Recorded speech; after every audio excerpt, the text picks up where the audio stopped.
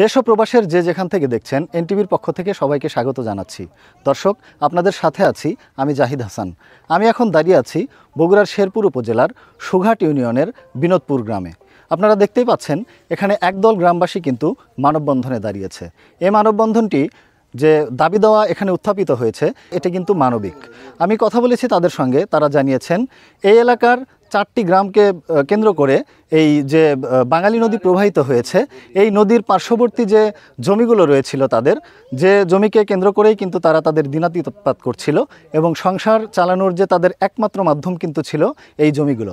অথচ এই দাঁড়ানো মানুষগুলোর প্রত্যেকজনের যে জমির আমি হিসাব নিয়েছি তাতে 700 থেকে 800 বিঘা জমি কিন্তু ইতিমধ্যে এই বাঙালি নদীর গর্ভে বিলীন হয়ে গেছে। 8 নম্বর সুঘাট ইউনিয়নের 4 নম্বর ওয়ার্ডে বিনোদপুর সাদিরভাগ এবং ম্যাচখান্দি গ্রামের এই 3টি গ্রামের মানুষের এই নদী ভাঙনের কারণে বান্ডেল থাকলে প্রতি সেনমানিতে টাকা বাঁচবে। বিকাশ সেনমানি বান্ডেল কিনে জিতুন প্রতি লেনদেনে। আজকে তাদের এই এলাকায় প্রায় 7 থেকে 800 বিঘা সম্পত্তি, এই 3টে গ্রামের মানুষের সম্বল এই সম্পত্তি। এটা দীর্ঘদিন এই নদী ভাঙর কারণে আজকে তারা দিশাহারা, মানে তারা কোথায় যাবে এই একটা দিশাহারা অবস্থানের মধ্যে তারা আছে।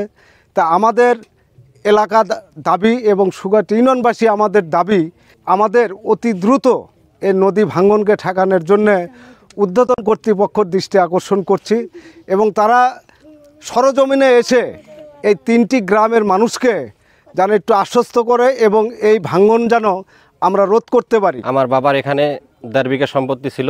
1.5 বিঘা সম্পত্তির মধ্যে 1 বিঘা সম্পত্তি নদীর মধ্যে বিলীন হয়ে গেছে, আর আধা বিঘা সম্পত্তি আছে। এই আধা বিঘা সম্পত্তি যদি এখন নদীর ভিতর বিলীন হয়ে যায় তাহলে আমাদের চলার মতো কোনো পথ থাকবে না, আমরা রাস্তায় নেমে যাব। আমাদের রক্ষা করতে হবে, আমরা সরকারের কাছে করজোড়ে অনুরোধ করতেছি। আমাদের বাপদাদার সম্পদ প্রায় 4.5 থেকে 5 বিঘা, তার মধ্যে 2 বিঘা জমি আছে আর 3 বিঘা জমি নদীর মধ্যে বিলীন হয়ে গেছে।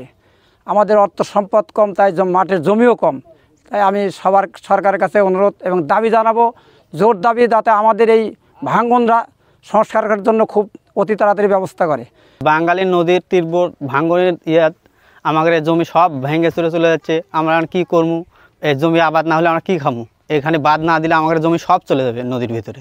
বিনোদপুরবাসীর দাবি, আমাদের এখানে নিম্ন 800 বিঘার সম্পত্তি মানে নদীতে বিলীন হয়ে যাচ্ছে। বা সামনে আরেকটা হলো সুঘাট ইউনিয়ন পরিষদের একটা রাস্তা আছে, এটা ভাঙতে রাস্তা ধরবে। এটা আমাদের করজোড়ে দাবি যে এটা যেন অতি তাড়াতাড়ি এই কাজটা হয়, তাছাড়া বিনোদপুরবাসী খুব অসহায় হয়ে পড়বে।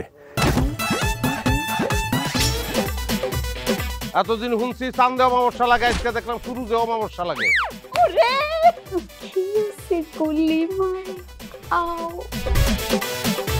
আপনার নামটা?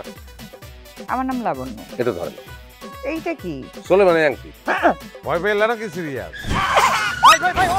আমগো চোখে তো এখন কাঠের চশমা। 2টা খেজুর কাটা নিয়ে চক্ষু 2টা উঠানো হইলে আমারে দান করে দিন। কারো পোষ মাছ আর কারো সর্বনাশ। নাই রে নাই, আমার বাপে নাই। এই হারামজাদা, হাতে কি গ্রামের মাসে তোর আটকা জলিল কর। এই আমার ঘরে 3-3টা বউ এতিম হয়ে যেতাম। বস্তালো আবার ঢুকা। এই এই